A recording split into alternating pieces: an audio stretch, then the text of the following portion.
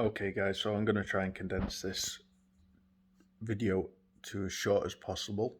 But this is my quick thoughts on CD Projekt Red releasing Cyberpunk 2077 in the state that it's in. On next gen consoles, it's permissible. Yeah, it's fine. It runs acceptable. It crashes a lot, but that'll get fixed, no doubt. Um,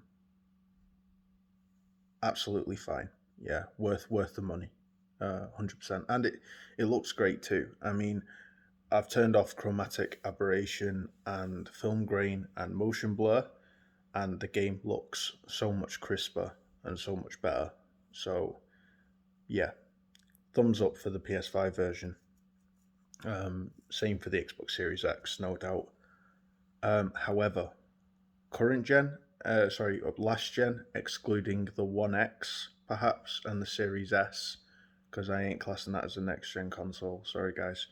Um, Terrible, piss poor, yeah, unacceptable. Is it worth a refund? Yeah. Is it worth sticking it out and waiting for them to improve it? I wouldn't say so. I'd say you download GeForce now for £5 on your whatever rig you have, it doesn't matter, and play it that way. Through the internet, you can play it at Ultra 1080p with ray tracing and at a smooth 60 frames per second if you have decent internet or you use your Ethernet cable. Are CD Projekt Red um, getting more heat than they deserve? To a degree. No company should release a game unpolished or an absolute state that is in on current gen, but they were trying to please everybody. The problem is, guys, is CD Projekt Red, they are not Naughty Dog or Rockstar. Yeah, they're not even THQ Nordic. When you actually look at the amount of games they've made, the amount of experience they have in making games, in actually creating their ideas, yeah, they've not got a lot of experience compared to other companies.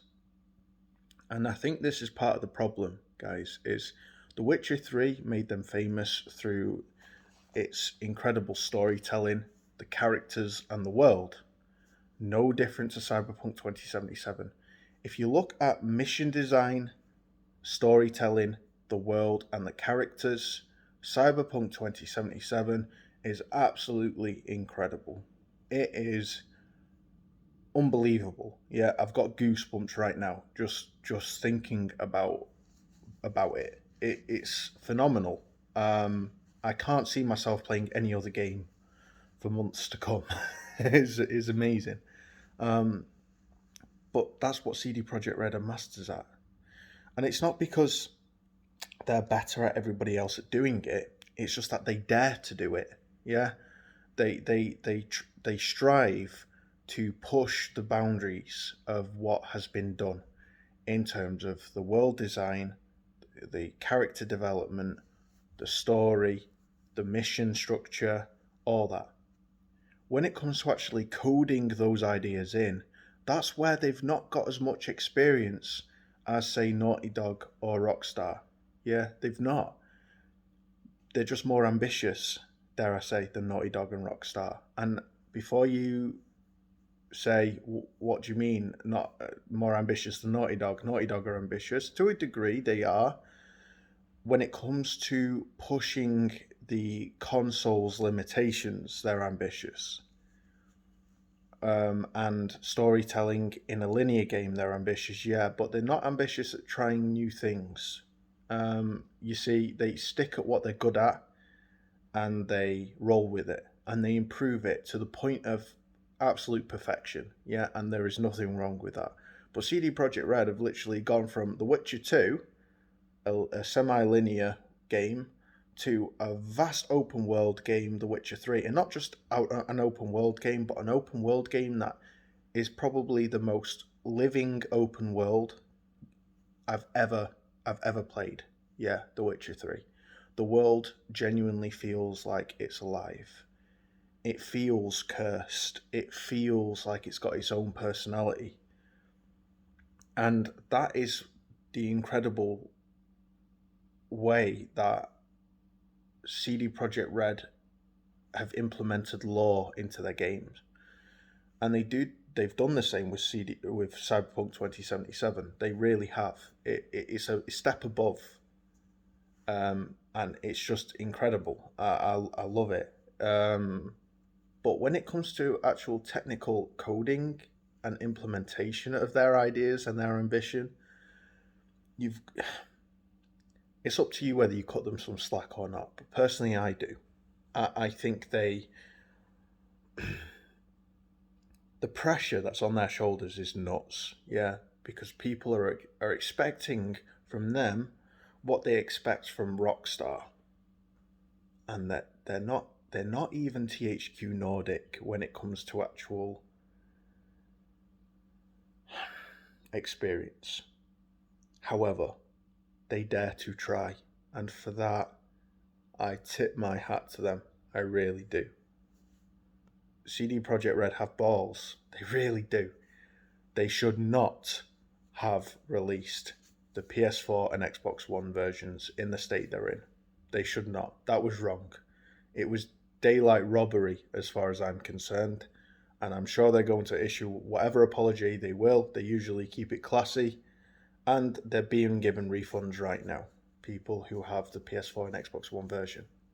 However, playing it on my PS5, I'll just quickly show. This is literally in-game right now. I've just paused it. And yeah, don't ask, I'm speaking to some seedy ripper dog at the moment. But the visuals are really good. They're better than at launch for me. I think there was some really aggressive dynamic resolution scaling when driving, and I noticed that's not as bad as it was. And I tend to just stay on my legs. I don't tend to drive because it really knocks the quality of what I'm seeing, and the city is just, it looks breathtaking. Oh, and turn HDR off as well. It's not good. It's not good. It's a terrible implementation. But again, they're not the technical experts that a lot of people think they are. And that's kind of my point, guys, is I'm sure CD Projekt Red are going to be working on this game for years to come and improving it. If I were you, I would suggest you either wait for the next gen update and grab a next gen console if you don't have one, or you play it on GeForce Now on your PC, stick an Ethernet cable in, direct to your internet. You should be good to go. 1080p on ultra settings with ray tracing, and that for just £5. It's doable, guys, and it's a way to play it and get a better version than my PS5 is running right now. So yeah, that's my thoughts, guys. That's my general summary, and I just wanted to kind of give you an uncut kind of perspective that I have on the game and the developers. It's easy for me to say I know because I have a PS5, and for those who don't and have a PS4 or an Xbox One, I really feel for you. However, the Xbox One X version is passable, 30 FPS, looks decent. I'd go for that if you have one, or just wait. Either way, guys, that's my thoughts on CD Projekt Red. Why I think maybe they were doomed to fail from the beginning. But let it be said and just hunkered down that what they have actually created from a vision and a design standpoint is benchmark setting. Yeah. In terms of ambition, it's off the scale. It's even more ambitious than The Witcher, Witcher 3. But when it comes to coding and hardwiring the actual design itself, they're not NASA guys, and Naughty Dog are NASA. Yeah, um, Rockstar are NASA. They're not at that level. And I just keep that in mind, in my opinion. Anyway, stay awesome, guys. Have a wonderful Christmas, whatever you guys are doing. I'm sorry it's been a while, and I know this isn't edited; it's just uncut. But had a lot going on this last few months, and trying to get my ass into gear, but it's taking me a bit of time. So just bear with me on that, and thank you for being awesome. And yeah, peace out. Woolly rant over.